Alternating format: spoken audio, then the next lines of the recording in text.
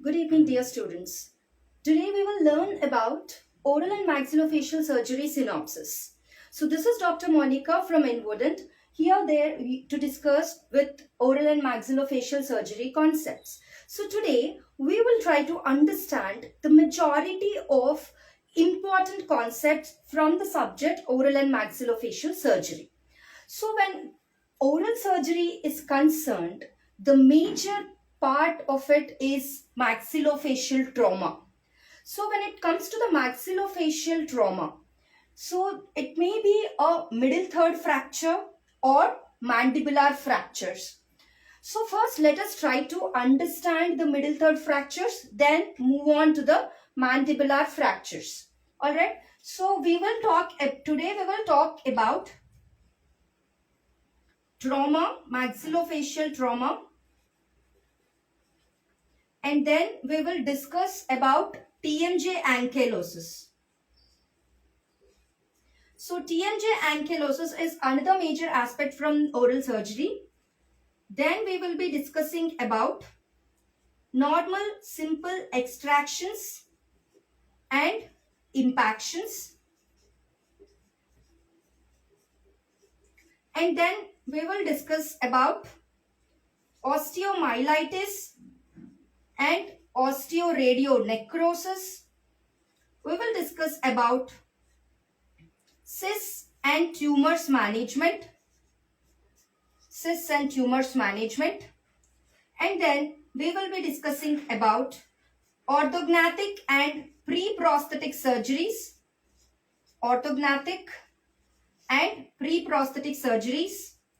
We will also discuss about cleft lip and cleft palate. We will discuss few medical emergencies and major aspects of local anesthesia. So these are the various contents that we are going to discuss in today's session. So first of all, let us focus on the first concept, that is trauma, especially the middle third fractures. When it comes to the point of middle third fractures, it is the Lefort. Lefort have given classification for the middle third fractures. So there are three levels. Level 1, Lefort 1 fractures, Lefort 2 fractures, and Lefort 3 fractures. So there are three levels of fractures. Alright. So when it comes to the fracture line of Lefort 1, so this is your Lefort 1 fracture line. This runs just above the nasal floor, especially this is an horizontal fracture. This is a horizontal fracture which will there will be complete distinction of your palate from the remaining part of the maxilla. So complete palate will be fractured downwards, remaining maxilla will be attached to the middle third of the face. So this is a transverse fracture which runs horizontally in the above the hard palate and nasal bone level. So when it comes to the clinical features, of Lefort 1 fracture, here a special clinical feature for Lefort 1 fracture extraorally is it is not a generalized swelling in the face. Whenever there is a Lefort 1 fracture, there is only swelling in the upper lip region. The swelling is seen only in the upper lip region. And then the other feature is floating maxilla. So as I have said, the fracture is horizontal and your palate is completely downward fracture is seen. So floating maxilla is seen in Le Fort 1 fractures. The very important sign, you call it as a sign, or what you see in the patient with Le Fort fracture is Grun's sign. What is this Grun's sign is that there is ecchymosis. In Grun's sign, there is ecchymosis. Where is that ecchymosis present? It is present at greater palatine foramina region. This ecchymosis in the greater palatine foramen region is because of pterygomaxillary disjunction. So very, very important aspect that you all have to know about pterygomaxillary disjunction. So because of pterygomaxillary disjunction, you see ecchymosis in the region of greater palatine foramina in the intraoral examination, which is the major clinical sign in Le Fort 1. So these are the major clinical features for Le Fort 1 fracture. So coming to the Le Fort 2 fractures, what are the clinical features for Le Fort 2 and Le Fort 3? Dear students, these clinical features you have to learn in particular fashion. So in particular fashion, like, you know, first we will talk about generalized face. Okay, how is generalized face in Le Fort 3 and Le Fort 4? Before going into the clinical features of Le Fort 2 and 3, let us see the fracture lines of Le Fort 2 and 3. So fracture line of Le Fort 1 is just above the floor of the nasal bones. When it comes to the Le Fort 2 fractures, they are known as pyramidical fractures. You can see there is a pyramid line. Line is resembling a shape of a pyramid. So they involve your entire mid-nasal structures. They involve your maxillary complex and the lacrimal bones. They involve your lacrimal bones. They involve the floor of the orbit. Alright. So this will be your fracture line in the middle third of the face. That is Le Fort 2 fracture.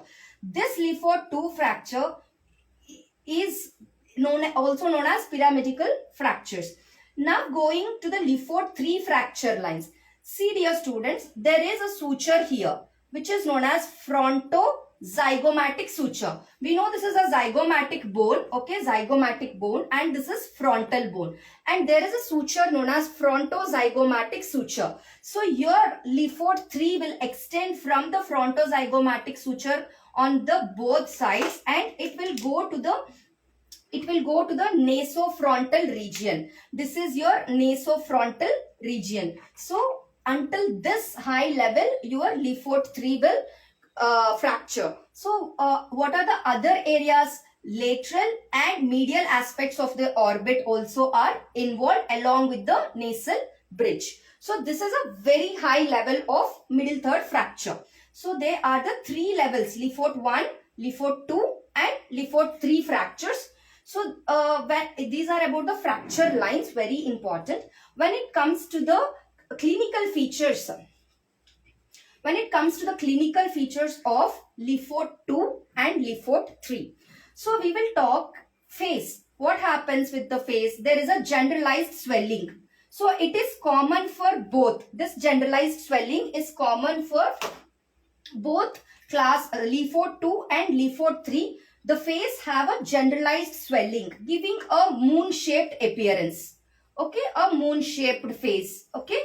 Then the other thing what is happening here is lengthening of the face. When there is a fracture like this, the face will be lengthened because there is a fracture and downward displacement of the bones.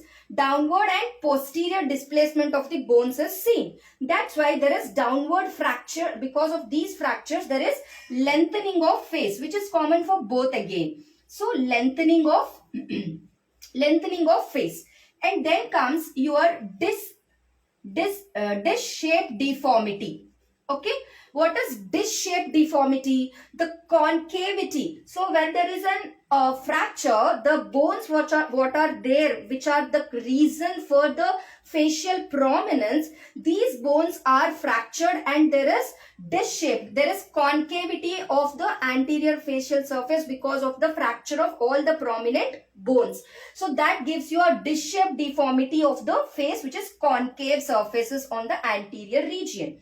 So that is disc shaped deformity. So when it is concerned to the clinical features, first we have to know about the facial extraoral features. I hope it is clear. Moon-shaped faces, lengthening of the face and disc-shaped face. Now go in detail. So what I mean by going in detail is go to the orbital region. What happens in the orbital region? There is circumorbital ecchymosis. So circumorbital ecchymosis. So there is circumorbital ecchymosis. That means there is a dark red color blood ecchymosis that you can see around the eyes of the orbit or the orbital region, giving panda faces or raccoon eyes. Okay, this is also common for both Lefort 2 and Lefort 3. Very important aspect, subconjunctival hemorrhage. So what is the subconjunctival hemorrhage? You can see the subconjunctival hemorrhage in the medial region. Subconjunctival hemorrhage in the medial region only in class 2. Okay, sorry, Lefort 2. In Lefort 3, the subconjunctival hemorrhage is there also on the lateral aspect of the eye. So why we cannot see the lateral aspect subconjunctival hemorrhage in class 2 and why we are seeing subconjunctival hemorrhage in class 3? This point is important, dear students. So I said you that the Lefort 3 fracture lines involves frontozygomatic suture. So this region is fractured. So because of the fracture in this region, there is lateral hemorrhage, subconjunctival hemorrhage in Lefort 3. But we didn't see in 2 because the 2 fracture is limited to the medial walls of the orbit. It is or the floor of the orbit. It is not extending on the lateral surface. That's why subconjunctival hemorrhage in Lefort 2 is limited to the medial region. Whereas in Lefort 3, it is there also on the lateral aspect of the eye. So that is about circumorbital ecchymosis and subconjunctival hemorrhage. Then there will be diplopia. Because of the orbital fracture, there will be obvious diplopia that we can see. There is something known as anophthalmos. What is anophthalmos? Because of the fracture of the orbital bones, the eye cannot stay in its position. It will sunken back, resulting in a clinical picture that it is looking like an anophthalmic condition. So these are various clinical features that are associated with the orbital region. Even infraorbital nerve damage. When it comes to the point of infraorbital nerve damage, so you may have a more infraorbital nerve damage in Lefort 2 when it is compared to Lefort 3. Why we are telling that infraorbital nerve damage is more in Lefort 2? Because the fracture line in the Lefort 2 is running much more approximation to the infraorbital foramina. So because that infraorbital foramen have its constituent like infraorbital nerve, the fracture lines in the Lefort 2 fracture are running in that close proximity. Therefore, Lefort 2 have the high chances of getting infraorbital nerve damage when compared to 3. Okay, so this is the point for infraorbital nerve damage. So these are the clinical features for your Leforts 1 and 2. So there is the movement of your fractures. So when the patient comes to you, so there is a movement of fracture in the anterior nasal spine region. If there is a movement in the anterior nasal spine region, it indicates that it is a Lefort 1 fracture. If there is a movement in infraorbital region, your like infraorbital region. So you can guess it as Lefort 2. If there is a movement of in the region of frontozygomatic suture movement, it is Lefort 3. So like that there will be movement of your fracture fragments. So according to the level of fracture of Lefort, you can appreciate the movement of the bones. So these are various clinical features that are associated with your middle third Lefort fractures. Now, okay, the fracture was done. These are the various clinical features that we have seen. All right. Now, the main point here is to manage. How do you manage the patients with Lefort 1, 2 and 3? Basically, for any fracture management, there are two aspects that everyone have to know. What are those two aspects are? They are closed reduction or open reduction. So what is the meaning of closed reduction? What is the meaning of open reduction? First of all, what is reduction? So when there is a fracture, we want the both fractured fragments to be reduced and approximated. So that is the meaning of reduction. That is the meaning of reduction. So it is two types. It is closed and open reduction. So when it is coming to the closed reduction,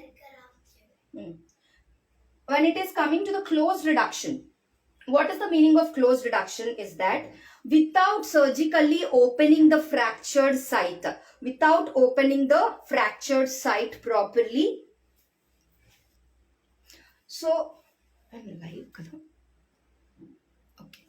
So, closed reduction means, I'm just checking whether the live is proper or not. So, in the closed reduction, we will not surgically open, okay? We will not surgically open the site. So, that is closed reduction. And what we will do if we are not opening surgically, what are we doing? So, what we will do in closed reduction, first point, we will not surgically open the site. Then what we will do? We will do maxillomandibular fixation to stabilize. So first we will, in closed reduction, first we will approximate the fractured fragments taking occlusion as the guidance. So we will try to disimpact the fracture nicely and we will see that the occlusion is achieved. Once the proper occlusion is achieved, it gives an indication that we have reduced sufficient enough the fracture. So then we will do intermaxillary fixation in a good occlusion place. So after intermaxillary fixation, we will wait and watch so that the closed reduction, with closed reduction, the fracture is healing. So what are the indications for closed reductions? When we will go for a closed reduction? So we will go for closed reduction when there is no aesthetic problem. So there is no functional disturbance. So patient have no functional disturbance while opening or closing the mouth, while chewing. So there is no functional disturbance. In such cases, we will go with closed reduction. No aesthetic big deformities were there. In such cases, we will go with closed reduction. So these are the indications for closed reduction. When it comes, so I said it, we will not open surgically. So the maxilla, intermaxillary occlusion is the key for us to tell whether the fracture is reduced properly or not. Then we will do maxillomandibular fixation or intermaxillary fixation. How do we do intermaxillary fixation? We will attach the arch bars. So arch bar is nothing but a metallic strip that is fixed to the maxilla and mandible with some hooks. So we will take a stainless steel ligature wire and we will just wire the maxilla and mandible nicely so that they are stabilized in that particular occlusion. So that is maxillomandibular fixation. That can be done with arch bars or Ernst ligatures. Ernst ligature is nothing but just directly we will engage both maxilla and mandible with the ligature wires or with the stainless steel wires without the help of arch bars. Okay, but mostly we will use arch bars for maxillomandibular fixation. So arch bars are used in dentulous patients. What if edentulous patient have got Clifford's fracture? Then we have to go with gunning splint. Okay, gunning splint is nothing but the denture is modified in such a way it is fixed to maxilla and mandible. Maxillary denture is fixed to maxilla, mandibular denture is fixed to mandible, and then they have ligated nicely using the small hooks in the maxilla and small hooks in the mandible. There are several hooks placed in the maxilla and mandibular dentures. To these hooks, they will ligate maxilla and mandible. They will open the anterior. Gunning splint will look like this. So, this is your gunning splint. So, they will open the anterior region to feed. That's it. So, to get the feeding, and they will stabilize the maxillary and mandibular dentures, and they will actually ligate both maxilla and mandible using small hooks to the dentures. So this is gunning splint, which is used for stabilization and intermaxillary fixation in edentulous patients. So this is about closed reduction. Closed reduction means what? We will not open the surgical site. This can be done when there is least functional problem. So patient is okay with the function like mastication, speaking, chewing. The function disparement is not there, and there is no much aesthetic problems also, and the occlusion we can get. So we are getting a good occlusion of the teeth. So it indicates that the fracture have reduced and it's a minimal fracture. So that closed reduction we will do with intermaxillary fixation. We will get a beautiful occlusion. We will lock maxilla and mandible at that occlusal point for few weeks, okay, 4 to 6 weeks. And this can be done with arch bars and Ernst ligature. Most probably we will use arch bars. So if the patient is not having the teeth, edentulous state, you will use gunning splint. Alright. So this is about your closed reduction. So when it is coming to open reduction. When it is coming to open reduction. How do we do open reduction is that we will surgically open the site. So when whatever fracture you want to reduce, whether it is Lefort 1, Lefort 2 or Lefort 3 fractures, we will surgically open the site. So, okay, we will surgically open the site. But where we have to do this fixation, this procedure is known as open reduction with internal fixation. Open reduction with internal fixation. Where we will do this open reduction with internal fixation. So there are some buttresses like pillars to the maxillofacial region. So there we will do internal fixation using mini plates. So these are mini plates, okay. They have some screws. These are placed on the fractured fragments. These are placed on the fractured fragments and it is fixed. So this is what we will surgically, we will surgically open the fractured site. After opening the fractured site, we will approximate the fractured fragments and we will place a mini plate and we will keep the screws. So it is opened and reduced with internal fixation. But what are the regions where you do this plating? Where you will do this is that the major goal of open reduction and internal fixation should be restoring. You have to restore all the vertical and horizontal buttresses. So you have to restore whatever fracture it is, but you have to restore the horizontal and vertical buttresses. What are these horizontal and vertical buttresses? They are nothing but pillars of your head, pillars of your craniofacial region. They are thick bones. If there is any force onto these buttresses, they will absorb the force and they will dissipate it to the cranial bones. So these vertical and horizontal buttresses are the thick bony structures on the middle third of the face. These will absorb the heavy force and they will dissipate this heavy forces to the cranial bones, which are much more stronger. Alright. So what happens? Where are these vertical and horizontal buttresses? The first vertical buttress runs from your canine maxillary region and it will go to the maxilla. Zygomatico-maxillary buttress. Zygomatico-maxillary buttress is this. Next is your temporomaxillary buttress. Pterygomaxillary buttress, sorry. Pterygomaxillary buttress will be here. Let me draw again. So you have frontomaxillary buttress which runs from your canine maxilla and it reaches the frontal bone. This is your pterygomaxillary buttress. See all these from here, this one, it will go like this. This is frontomaxillary buttress. Next is zygomatico-maxillary buttress. So to the zygomatic bone like this, zygomatico-maxillary buttress. Pterygomaxillary buttress. So this is pterygomaxillary buttress. Frontomaxillary, zygomatico-maxillary, pterygomaxillary buttress. These are the vertical buttresses. Alright, these are the vertical buttresses. What are the horizontal buttresses? Supraorbital buttress. See here, there is buttress, thick bone is there. Supraorbital buttress, infraorbital buttress, and in the region of your hard palate. Okay, alveolar buttress we can see. So these are the three buttresses in the horizontal and these are the vertical buttresses.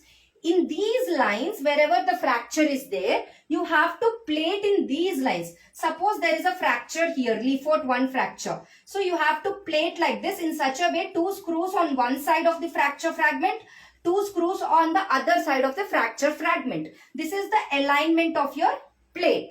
So this is how we do open reduction and internal fixation. And these buttresses are important to be restored in your open reduction. So this is about maxillary fractures. Lefort 1, 2, 3, closed reduction, open reduction. So in Lefort 1, we will use some disimpaction forceps like Roy's disimpaction forceps to disimpact the maxilla, reduce it, and we can do the closed reduction.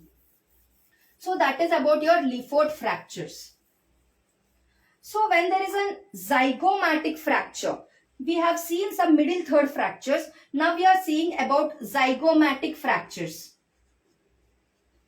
So when there is a zygomatic fracture, what happens in zygomatic fractures? So the absolute clinical features are there for zygomatico-maxillary fractures or zygomatic bone fractures. So it is, yes, circumorbital ecchymosis will be there, swelling or edema will be there. But few very important clinical features that are associated with the zygomatico-maxillary fractures are, so when you see an eye, the lateral canthus of the eye, so this is an eye for example, this is lateral canthus, okay, this is lateral canthus of eye and this is medial canthus of eye, okay.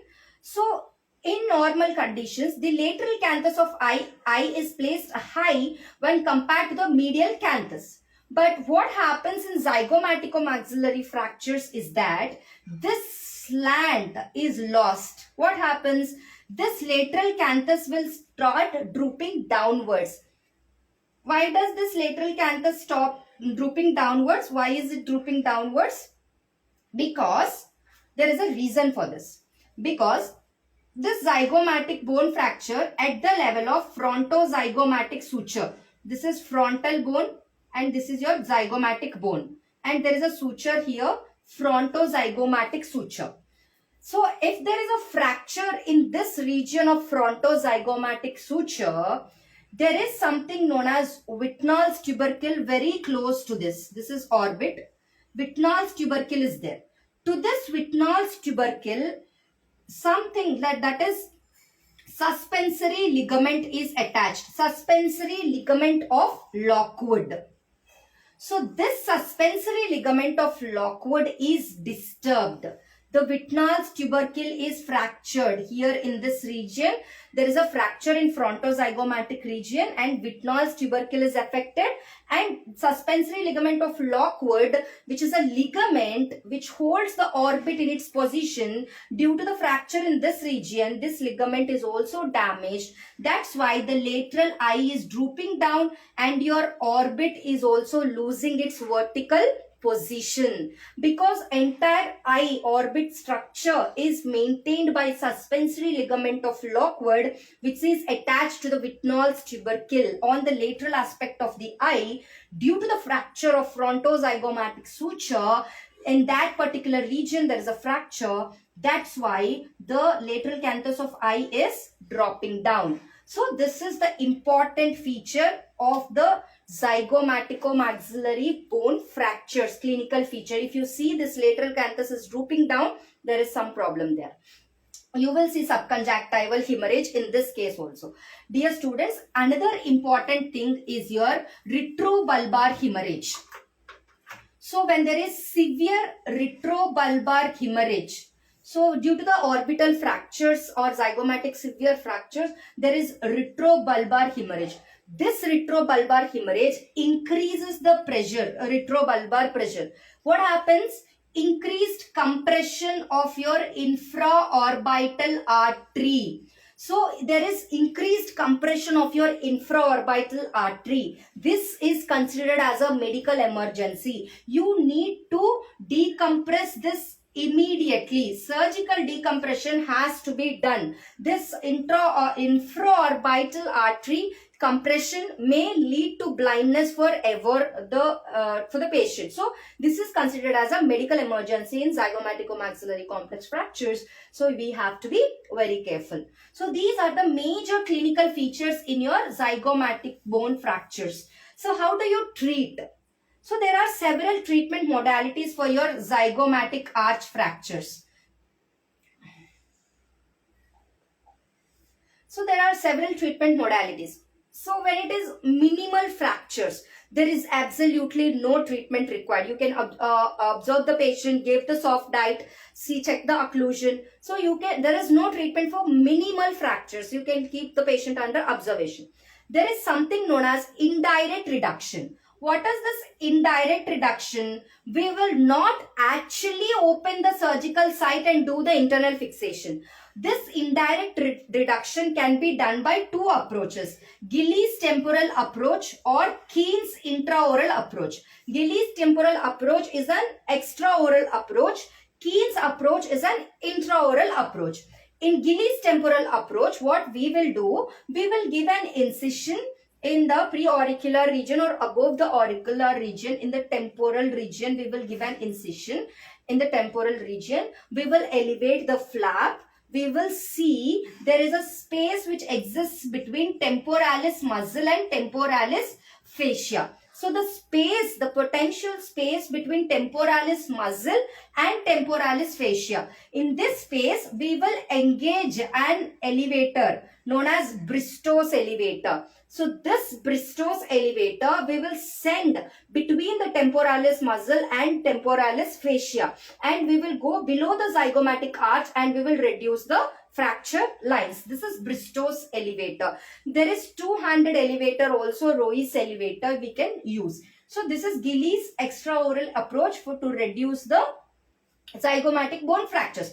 In the same way, you can go intraorally also by Keen's approach. Go intraorally and reduce the fracture in the region of zygomatic bone. So these are the indirect fracture reductions.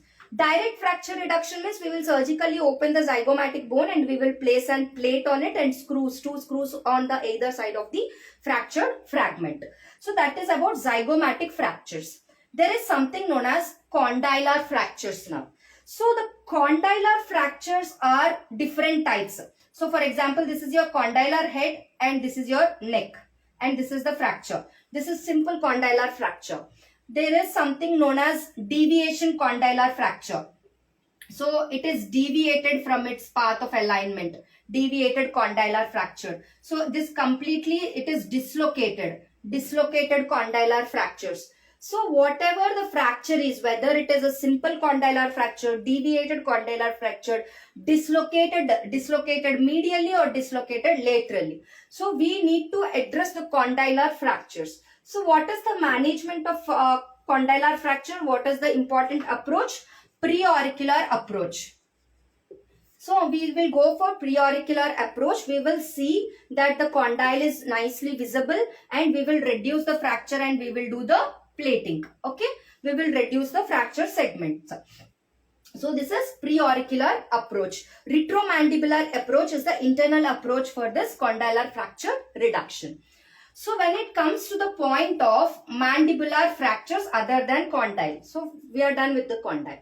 Coming to the mandibular fractures. Mandibular fractures might be body of the mandible, ramus, angle of the mandible, coronoid fractures, condyle fractures. So there are different regions where the mandible can fracture. Let it fracture anywhere it wants, but we have to treat the case. How do we treat the case? Most of the mandibular fractures, mild cases, what we have discussed same in the maxilla, if there is only little bit of impairment of function, like there is no problem with the functions like chewing, speaking, and absolutely no problem with aesthetics also, then in those cases we can go for close reduction. We are getting good occlusion, proper occlusion we are achieving. In such cases, same intermaxillary fixation with arch bars can be considered in the mandible also. But in case of severe fractures, what we have to do? In case of severe fractures, what we have to do? So in case of severe fractures, what we have to do is again internal fixation. Open reduction with internal fixation. Open reduction with internal fixation. In the maxillary or middle third fractures, we have plated in the buttrices regions. Where do we have to plate? In the mandible especially. So there is something known as Champi's line for osteosynthesis. So this Champi's have given the lines for osteosynthesis. Before I speak about Champi's lines of osteosynthesis, we have to know few biomechanics of the mandible. So when there is a force, when there is a load or the masticatory force onto the mandible, when there is a masticatory force onto the mandible, there is the force that is present in different regions.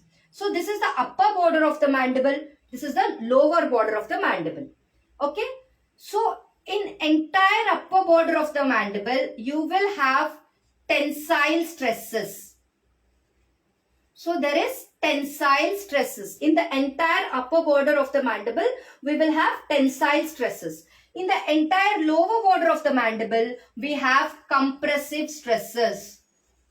We have compressive stresses. In the entire upper part of the mandible, we have tensile stresses. In the lower part, we have compressive stresses. In the anterior region, from canine to canine, mandible. In the anterior region from canine to canine, we have torsional forces or twisting forces. So these are the torsional or twisting forces. So along with tensile forces in the upper border and compressive forces in the lower border, anterior part of the mandible from canine to canine experiences torsional forces. So when we are reducing the fracture, these compressive forces will actually help us. They are like agonists. They will help us in the approximation of fracture unit. So there is no plating required in this region of the lower borders. These tensile stresses, every time the masticatory load falls on the mandible, the upper border of the mandible have this tensile stresses. There is a great pull that is happening in this particular region. So these are the tensile forces which have the tendency to again dislodge the fracture fragment. So in order to overcome these tensile forces, we have to bring them together, fractured fragments, and plate in this particular region. Okay, in this particular region of upper border of the mandible. For example, this is condylar head, this is coronoid, this is your mandible running like this.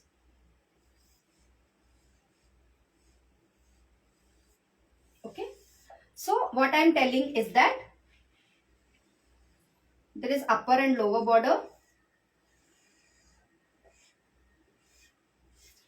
So this entire upper border is where tensile forces are felt. So we need to overcome those tensile forces. That's why plating or internal fixation has to be done in this region. Nothing is needed in this region because they are compressive stresses. They will help to approximate, but they will not cause any problem to our fractured fragments. So that is about the in this anterior region, we need to have one plate superior, one plate inferior. Two plates we have to give because there is torsional forces in this region. That's why there are two plates. In remaining all regions, one plate is enough. Okay. So this is the Champy's lines of osteosynthesis. So these are the areas where you have to really give the internal fixation. So in the anterior border, you have to give two plates. Till the mandible, you can give one plate, that is enough. In the angle of the mandible region, in this region, you have either you can do it on the mylohyoid ridges, on the mylohyoid ridge, or on the posterior surface of the mylohyoid ridge. Anywhere you can give the plate. So that is the importance of Champy's lines of osteosynthesis, and they are the tensile and compressive and torsional forces. So these are the regions. All the compressive region, we need to go for internal fixation. So this is the reduction with open reduction, internal fixation in maxilla and mandible. Now we are done with the trauma. Okay, we have done condylar fractures, zygomatic fractures, Lefort fractures, mandibular fractures. Major areas were done. Now we will talk about TMJ ankylosis. Let me draw a temporomandibular joint first of all. So this is your condylar head. This is your glenoid fossa.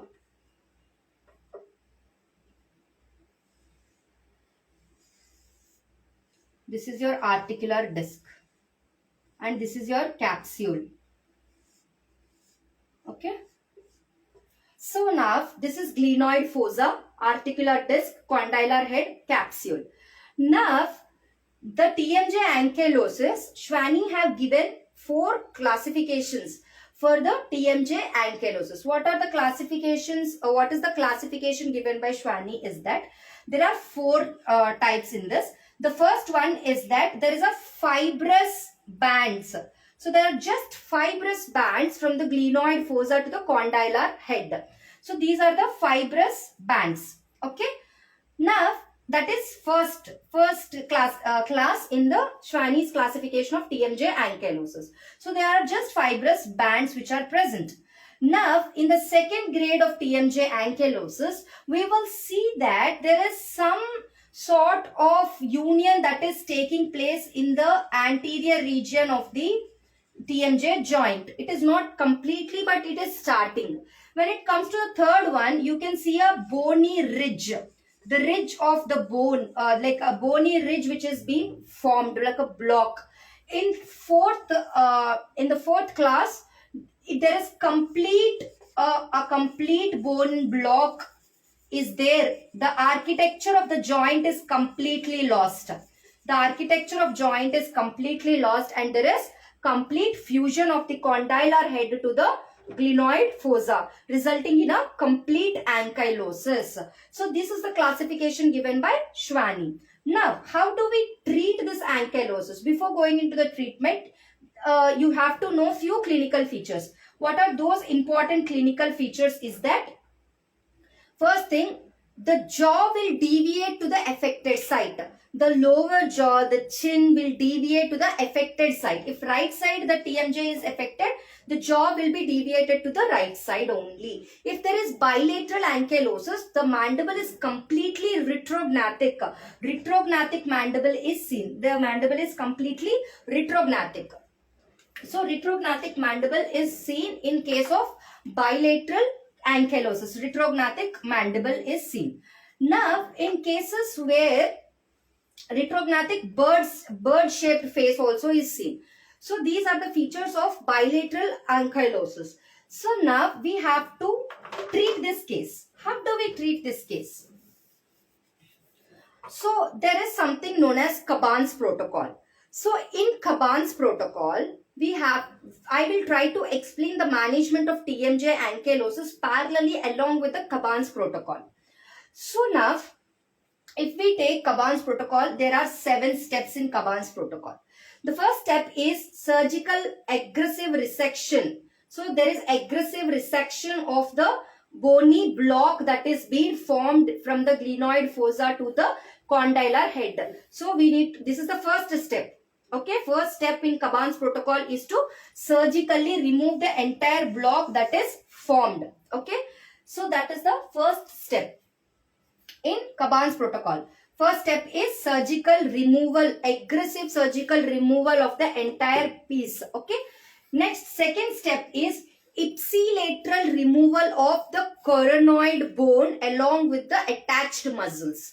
So what they say, in severe ankylosis, we need to remove the coronoid also, because in future there may be fusion at that region and recurrence of ankylosis may happen. That's why the second step in Caban's protocol would be the removal of coronoid, ipsilateral, on the same side coronoid resection along with the muscles attached to that. We will dislocate dissect the muscles attached to the coronoid and condyle also during this type of surgeries. So that is ipsilateral removal of coronoid head with the myotomy. Next, third one is contralateral coronoid ectomy with the myotomy. So first one is surgical aggressive resection of the entire block. Then second step is to remove the coronoid process on the same side. Third step is to remove the coronoid process on the opposite side. Fourth step is to reconstruct. We have to reconstruct, right? So we have done condylectomy. So that is one type of management of your ankylosis. And we created a gap. This is known as gap arthroplasty.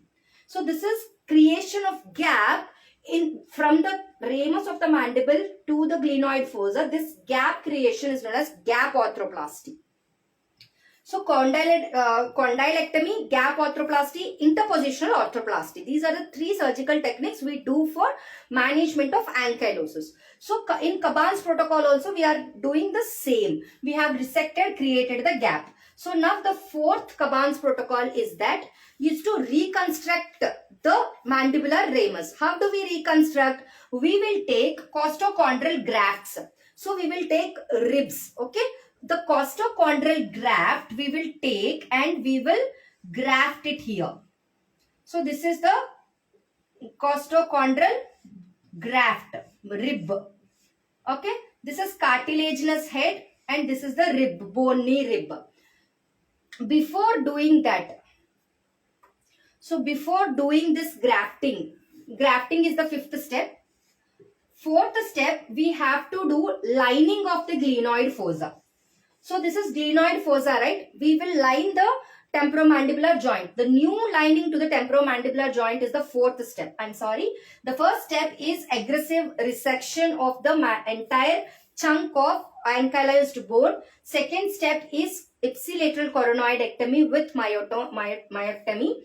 And third step is contralateral coronoid ectomy. Fourth step is to create the new lining. How do we create the new lining to the glenoid fossa region? The temporalis muscle which is present, the temporalis muscle, temporalis fascia is taken and opened, reflected and sutured back in this particular region. Okay. So that is known as new lining of the joint using the temporalis muscle and fascia. So this is the 4th step. After we do the lining, we need to reconstruct the ramus with the costochondral graft. That is 5th one. After grafting, we need to do fixation. So we will give a plate here and we will fix it to the mandible like ramus. So fixing the costochondral graft is 6th one. 7th one is immediate immobilization. So after 10 days from the surgery, we ask the patient to have aggressive mouth opening exercises. Otherwise, again, because of that blood clot and surgical inflammation, there is a chance of re-ankylosis. Aggressive mouth opening exercises will prevent the re-ankylosis and good acceptance of the grafts. So this is Caban's protocol for the management of ankylosis. So condylectomy means we will remove the condyle. Gap arthroplasty means we will create the gap. Interpositional means we will place some material in between the glenoid fossa and mandibular ramus so that the interpositional we have placed some structure so that they will not re-ankylose. So there are the three modalities: condylectomy, gap arthroplasty, interpositional arthroplasty, and 7 Caban's protocols classification of TMJ ankylosis. This is the area where you have to focus on TMJ ankylosis. Done with trauma, done with TMJ ankylosis. Coming to the extractions and impactions. So we all know what are the indications, contraindications of extractions. We know periodontally mobile, orthodontic extractions, or for the prosthetic denture, if standalone tooth is there, we have to extract that also. These are all common. But dear students, you have to know in patients with radiation therapy, if there is some carcinomatous patient who walks into your clinic, so this condition where the patient is about to go for radiation therapy, if you find in clinical examination, if you find any teeth that has to be extracted, you have to do all the necessary extractions before radiation therapy in carcinomatous patients. What happens, like after radiation or during radiation therapy, there is a high chances of patient developing osteoradionecrosis. I will be teaching you after this point. So in order to prevent all such complications, we will do extractions. Extractions are indicated in the patients going for radiation therapy. We have to do before only. Okay. So all end stages like end renal problems, uncontrolled diabetes, hemophilia, leukemias, lymphomas, all these severe conditions, it is not indicated. We should not do extractions. We have to postpone them. Okay. And then when it comes to the point of impactions. So surgical extractions or impactions. In this important aspect is like classifications. So in classification, it is so there is some classifications that we have to learn. Pell and Grigorgi have given the classification. So in this Pell and Grigorgi classification, this is the mandible.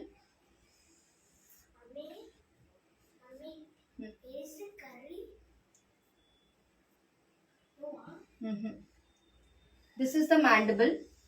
So in position, this is your third molar. It is in the normally placed in relation to the ramus. It is type 1. If it is placed, this is type 1 normal molar position in relation to the anterior ramus. If it is half inside and half outside, see like this. Half of the third molar is inside and half of the third molar is outside. It is type 2. And completely you are impacted. Your third molar is impacted. This is class 3. This is class 3. So class 2 and class 3 are difficult impactions. Okay.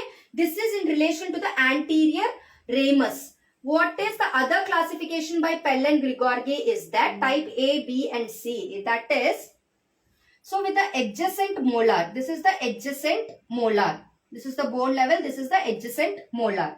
If our third molars are in the same occlusal levels of adjacent molars, it is type A. If it is going a bit down like this, means this third molar occlusal surface is between the occlusal surface of the anterior molar and cervical line. If it is between the occlusal line and the cervical line of the anterior molar, then it is type B. If it is completely inside the bone, it is type C. Okay, below the cervical line. So B and C are difficult impactions again. So there are horizontal impactions, there are vertical impactions, mesioangular impactions, distoangular impactions. There are several classifications given by Winter also depending upon the position. So these are the Pell and Grigorgi classification and Winter's classification. This classification is important. So tough impaction cases will be like distoangular impactions, Type B, Type C, Type 2, Type 3 Pellin-Grigorgi classes. These are difficult extractions, and extractions having thick cortical bone, dense bones, thin follicles. So all these are difficult cases for extraction of when we are treating a impaction cases. So there is something known as Warr lines. So you have to know about Warr lines also. So this is your mandible again. This is your mandible, and this is the bone line. This is the bone line. These are the first molar, second molar, and this is here is your third molar, which is sleeping like this. So what is Warr lines? White line, amber line, and red line. White line is the occlusal line. So this is the occlusal line. So this occlusal surface is far away from the normal occlusal line. This is white line. White line indicates occlusal line. White line indicates occlusal level. A is amber line. A is amber line. Amber line indicates the level of bone. See the bone coverage, thick bone coverage is there. Level of bone. Next, R indicates red line. In this red, R indicates red line. Red line means point of application of elevator. There is a perpendicular line that is drawn from the amber line. This is the perpendicular line drawn from the amber line to the point of elevator application, that is red line. If this length is increasing more than 3 mm, we consider it as a difficult case for extracting an impacted tooth. Okay. So that is red line, amber line, and white line. So we need to beautifully open the flap. Adequate exposure is needed with good blood supply to the flap is needed, and then we will remove the bone that is necessary to expose the impacted canine. We will not disturb especially the lingual cortex of the mandible. We will nicely locate the impacted tooth, and we can go for tooth sectioning rather than doing an improper extraction, surgical extraction. It is always wise to go for such sectioning and then removing the tooth in 2 parts. These are the principles that you have to follow. How much careful we are doing also, there are complications which are present. These complications are inevitable. So there are minor complications like soft tissue lacerations or root fractures. It's okay. But in cases where there is a communication that you have created between your oral cavity and the maxillary sinus. So oroantral communications are there. Oroantral communications. How do we close this oroantral communications? There are some flaps that are used to close this oroantral communications. What are those flaps? Buccal vestibule flap. So you can take the buccal vestibule flap intraorally, rotate the vestibular flap into that communication and suture it. You can give figure of 8 suture also if it is a mild communication. If it is a serious communication, buccal vestibule flap, palatal flap. So palatal flap is a very good flap because we are taking greater palatine artery along with the flap and we are suturing into the communication. So palatal flaps, buccal flaps, okay, palatal flaps, buccal flaps. You can also use buccal pad of fat. The buccal pad of fat which is present below the zygomatic arch in between your buccinator masseter muscles, you can push that fat into the region of that communication, okay, and you can pack that region of communication with this buccal pad of fat. You can also use some palatal defects can also be addressed by pedicle flaps. Some flaps can be addressed by pedicle flaps of the tongue. The dorsal surface of the tongue is incised. The dorsal surface of the tongue is incised and the flap is elevated and it is sutured onto the maxillary palate. So these are pedicle flaps. So figure of 8 we can do the suturing to close the oroantral communications, or we can do buccal vestibule flaps. Palatal flaps are good because we are carrying the greater palatine artery.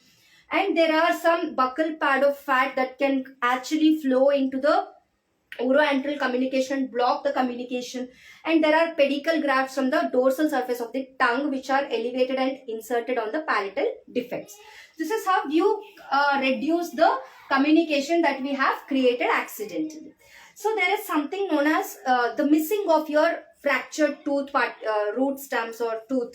So whenever there is a chance of your maxillary third molars fracture, maxillary third molars, it's a great chance to escape into infratemporal space.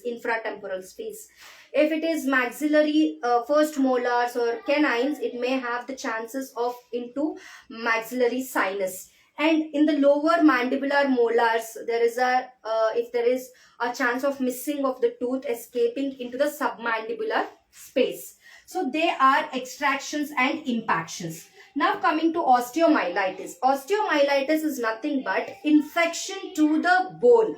It starts in the medullary region and it spreads. It starts in the medullary region and it spreads to the cortical bone also. So such infections of osteomyelitis may be because of odontogenic infections that are not treated or because of the decreased immunity of the patient.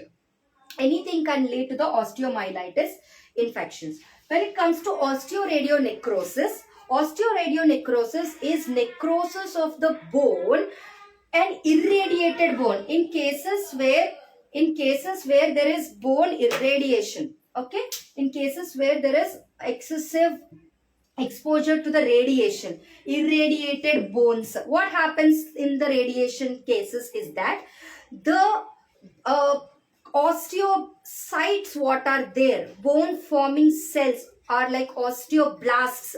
All these cells which have the capacity to regenerate and form the new bone all got destroyed. The cells get destroyed. So this is a process where the regeneration potential of the bone is lost because of the radiation therapy. So the osteoblasts, osteocytes all are injured. So the bone have no capacity to regenerate or remodel again. So there is necrosis. Other than that, there is something known as blood ischemic condition. Why is this ischemia resulting? The blood vessels to that particular region of the bone where there is radiation, they got obliterated, endarthritis. So because of severe injury, because of radiation, inflammation, the vessel wall is thickened. The vessel wall is thickened. If this is the vessel wall, it gets narrows because of severe inflammation and thickening of the internal wall. This narrowing will result in occlusion of the blood. So there is no adequate blood supply to the bone, resulting in ischemia. Okay, so that will result in necrosis. If there is no blood supply, no regenerative potential, all these are leading to the necrosis. That is known as osteoradionecrosis. So whether it is osteomyelitis or osteoradionecrosis, what happens is that we need to remove the whatever bone that got damaged. So sequestrectomy, or we can do sorcerization. Or in the last stages, we have to help the patient with 100% oxygen, that is hyperbaric oxygen. Obviously, parallelly, we have to give antibiotics like penicillin, metronidazole. So these will be there, but the surgical aspects will be sequestrectomy, sorcerization, decortication, or resection and reconstructions can also be advised in severe cases. So that is about your osteomyelitis and osteoradionecrosis. So this cysts, tumors and